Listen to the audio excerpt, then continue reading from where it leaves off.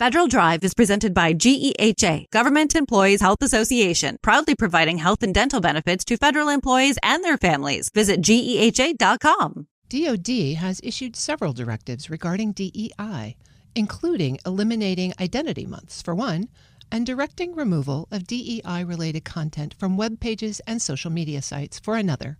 Questions remain about where this information is going and how it might be brought back. Joining me to discuss the implications of these actions is the president of the Military Women's Memorial, Phyllis Wilson. DoD seems to be sweeping away any history that they determine that's related to DEI with a pretty wide broom. Phyllis, what are you seeing? Well, thank you. I'm shocked, personally, the fact that women and our accomplishments are somehow under a broad umbrella of DEI. We're 50% of the nation, women. And so how can we be sort of thought of that we're diversity, equity, and inclusion? Please.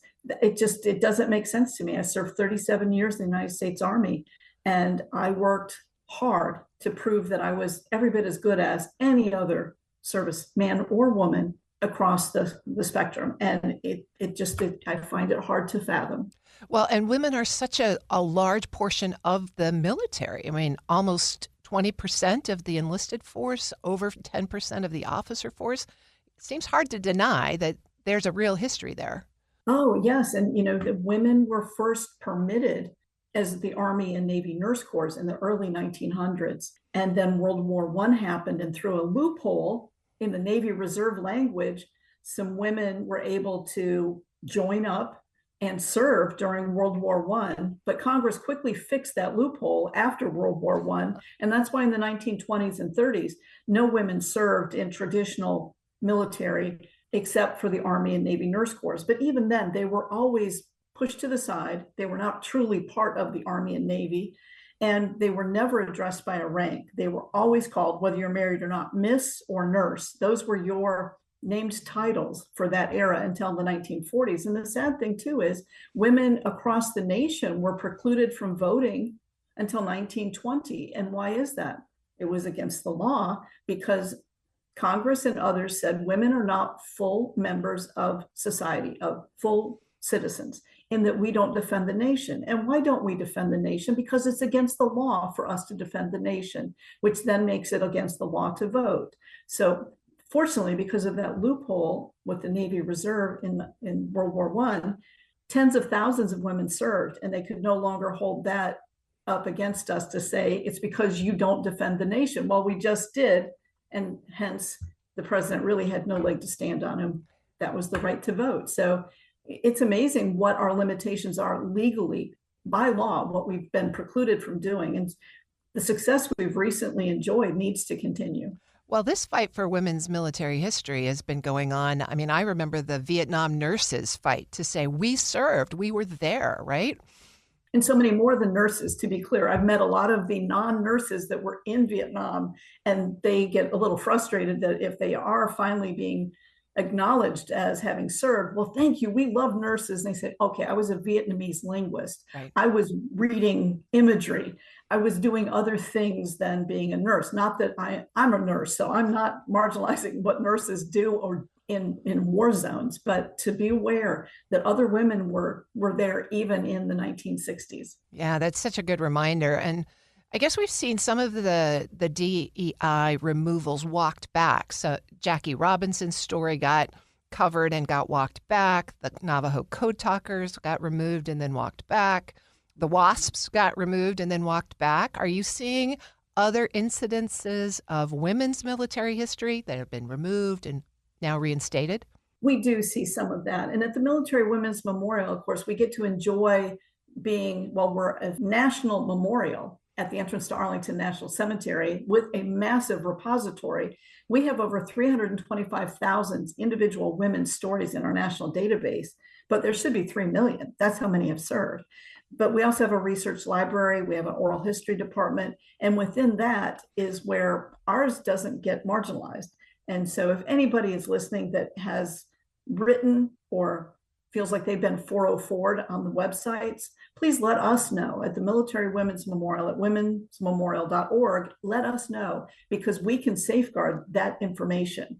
so that researchers from around the globe, when they're looking for this historical archive, we are the national memorial that does that. So I'm speaking with Phyllis Wilson. She's the president of the Military Women's Memorial. So Phyllis, this DoD policy on what information gets displayed, that's not impacting your operations at the memorial, right? No, not at all. And that's the good fortune. Well, we're a nationally, Congress approved the creation of the memorial back in 1986. It was signed into law by President Reagan.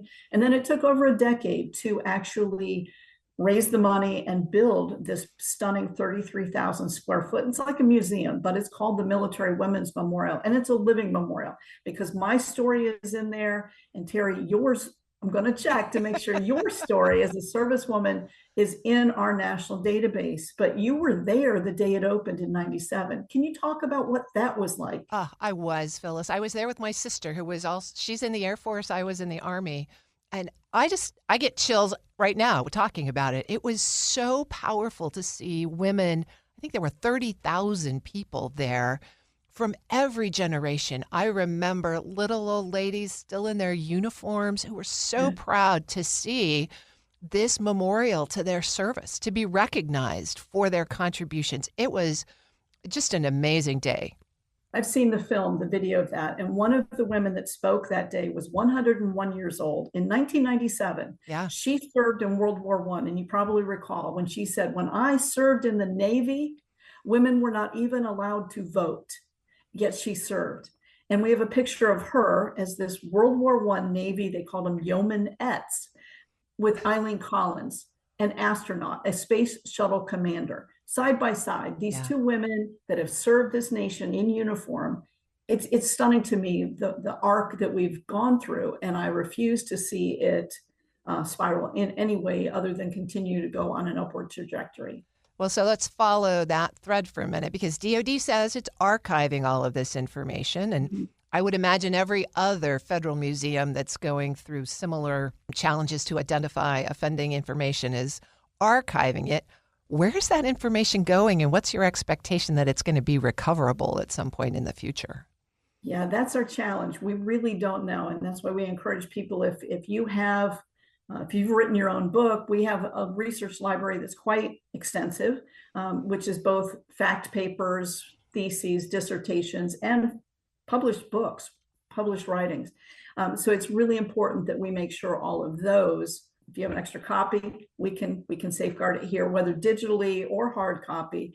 That's important for us to make sure that we continue to do that. And again, on the side of federal museums and certainly across the Department of Defense, the Army Museum Enterprise and others, we don't weigh in on that at all. But we do say, we are not federally funded. We rely on the generosity of America. And if we are to ingest more data, whether it's in the cloud or in actual physical space, we need your help to make sure that we can afford to safeguard the information, but also have it as a one-stop shop. If anybody is looking for the entire trajectory of the 250 years of women defending this nation, we are that singular place that can help to tell the story, but for you to also find it. And we encourage anybody in the listening area here to please come visit this incredible memorial at the entrance to Arlington National Cemetery. And don't forget to go up on the rooftop. There's nothing between us and the Lincoln Memorial as you look towards the city. And if you do, as you know, Terry, an about face and you look up the hill, it's all the white grave markers towards the Kennedy flame. Nearby, Ruth Bader Ginsburg is laid to rest, and up at the top of the hill is the Lee Custis Mansion. It's a stunning visit. It is a beautiful place, and it really does connect you to the service of women throughout all the generations. I just want to hit your point again, that if someone is listening to this and they are a female service member, or someone in their family, their mom, their grandma, their sister, their aunt, they can send those stories into you and make sure that they're kept, they're archived, they're accessible. Yeah, our national database is super simple, though. You just go to womensmemorial.org. In the top right, it says create an account. And whether you're a military woman or not, create an account. Be a friend of the memorial or be one of the women whose stories we tell. And you can, within your own account, there's a menu bar, and find a servicewoman. Put in a name like Julia Child and read about why that 6'2" tall woman in World War II couldn't join a branch of service. So she went OSS, the precursor to the CIA. Look up some of these incredible stories, but make sure if you've got yourself or someone in your family that you need to add their story in for them, please, please. We have a big drive this year. It's called Strive for 500. We want every state to add a minimum of 500 new stories into that national database. That would be 25,000 new, but we need about 2.7 million that are not yet told in the database. So Phyllis, we're talking about maintaining the history here, but this removal of the history from top line visibility, I mean, it's not gone, but it's harder to find, has an impact beyond just making it harder to find, right? I mean, women are such a large percentage of our current force, every branch, combat arms even these days. What impact does it have more broadly on the culture to make it harder to find this kind of history? Yeah, I retired in 2018. And so I try to imagine what it would feel like for me to still be in uniform, seeing and feeling that perhaps people are just, because I'm a woman, they're judging that perhaps I didn't earn the rank. I didn't earn the positions that I achieved. And that has got to, in my mind, I'm a tough woman and I can't imagine, but at the same time, it hurts. And I feel for the young women and just for them to know we are their place, that they can come in and visit and really have a sense of we're uplifting you and we're safeguarding these stories. That's our mission, is to honor and tell the stories of America's servicewomen. It's as simple as that. And all that means is every one of you, whether you're in basic training, you've just graduated from a service academy or ROTC, because here it is, it's that time of year. That's right. Please start putting your story in now, and you can update it. It's yours for life. You can make the updates as you get promoted, as you get a new award, a new assignment. Help us to showcase what American women are doing in defense of the nation. I've been speaking with Phyllis Wilson. She's the president of the Military Women's Memorial. And Phyllis, thank you for your service. Thanks for joining me on the show today. Oh, so honored. Thanks. We'll post this interview at federalnewsnetwork.com/Federal Drive. Listen to the Federal Drive on your schedule. Subscribe wherever you get your podcasts. Retired U.S. Army General Robert Brown's path to leadership was anything but conventional. Drawn to the military by its unwavering focus on mission, his decades of service in the Army emphasized mentorship, trust, and selflessness. Now president of the Association of the United States Army AUSA, General Brown joined Shane Canfield, CEO of WEPA, to share insights on making tough decisions and leading with purpose. Hello, and welcome to the Lessons in Leadership podcast. I'm your host, Shane Canfield, CEO of WEPA. Today I'm joined by General Robert Brown, President and CEO of the Association of the United States Army, AUSA. General Brown, welcome, and thank you for joining. Well, thanks for having me, Shane. Really appreciate it. Great to be here. Talk about why you decided to begin your career in the military, and how did that eventually transition into many leadership roles in the Army? I think people sometimes have this idea that folks in the military knew from the time they were born they wanted to be in the military, and nothing could be further from the truth. There are some people that are like that, but I think it's the exception. So for me, I was a pretty good basketball player in the state of Michigan my last 3 years in high school. And at the time, there was another pretty good basketball player named Irvin Magic Johnson. That was a senior in high school at the same time. And I remember my parents complaining how parents are with the kids, that he was getting all the publicity. And I said, he's pretty good, and turned out to be okay. Well, he was going to Michigan State on a basketball scholarship, and I got a basketball scholarship to University of Michigan. But then a guy named Coach K, Coach Mike Krzyzewski, was the coach at West Point, United States Military Academy, West Point at the time. So he was the head coach, and he came to my house and was very passionate about West Point. And so I said, okay, I'll visit. And I did my last official visit there and fell in love with the idea of selfless service and all that West Point stood for. the meaning I saw in serving a cause greater than self and defending your nation and the Constitution, just to me, it struck me as an amazing opportunity. So I went to play basketball, Wow. and did not intend on staying in, but then lo and behold, like 40 years later, I ended up retiring. So people come in for all different reasons, and for me it was initially basketball, but that idea of selfless service I hadn't been exposed to really struck home. Well, finding a mission that resonates with you personally matters a lot. Your leadership style, has it changed over time? And then is there a moment that stands out to you as something that was particularly impactful to you in your leadership style? I think when you're becoming a leader, all of us in whatever field, you're trying to figure out, you're reading and studying about leaders, and if you see a famous leader, say, I'm a little bit like that famous leader or this famous leader, but eventually you come to the realization that you have to be yourself.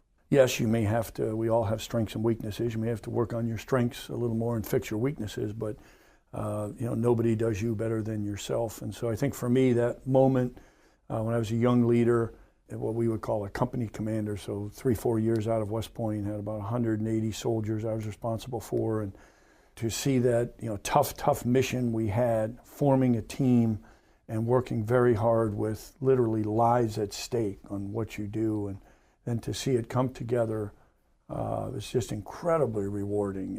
And it wasn't so much the huge success, but when a soldier would say, "Hey, sir, that was really tough training. That was great. It's going to help us a lot." That feedback, it's like, boy, you just feel like you could keep going forever, developing those teams and being successful on a difficult mission. So I think you've kind of touched on this a little bit, but in your mind, what makes leadership in the Army unique? Well, lives are at stake. And just about anything you're doing, whether you're saving lives, which you do a lot. A lot of people think, you're in the Army, you just go and you're constantly fighting. No, there's a lot of things we do in the Army, and you spend way more time saving lives. Again, in a disaster, I think the ultimate is you may make a decision and someone's life depends on it. That's a lot of pressure. So we study leadership a lot. And the other thing I think is that it requires a level of trust beyond certainly any leadership in any organization. You can't be an effective leader without trust. But in the military, it's trust at a level that you're trusting folks with your life. And so that is a whole different level of establishing that trust. And it requires a greater level of character, requires a greater degree of care, and I would say love for the people you lead, the soldiers you lead. And leadership is still leadership. The stakes are different, but the same principles that apply in the Army and the military apply everywhere. It's just the stakes are a little greater there, but it's the exact same principles. Have you ever taken a significant risk, and then what was the outcome? The answer is yes. I don't believe you can succeed in any field without taking risks. It's going to lead to failure, taking risks. And it's a concern I have today. And to get back to the direct question, I can't tell you how many times I took risks. And I can think of about 12 times where the risks I took almost led to me being relieved and my career being over 40 years. Numerous times, from a young officer to a more senior officer. Now, they're not just wild risks, out of control. These are calculated risks where you think you're doing the right thing. In some cases, that was, there's a leadership thing that's very important, is to give the credit to the subordinates and take the blame when things go wrong.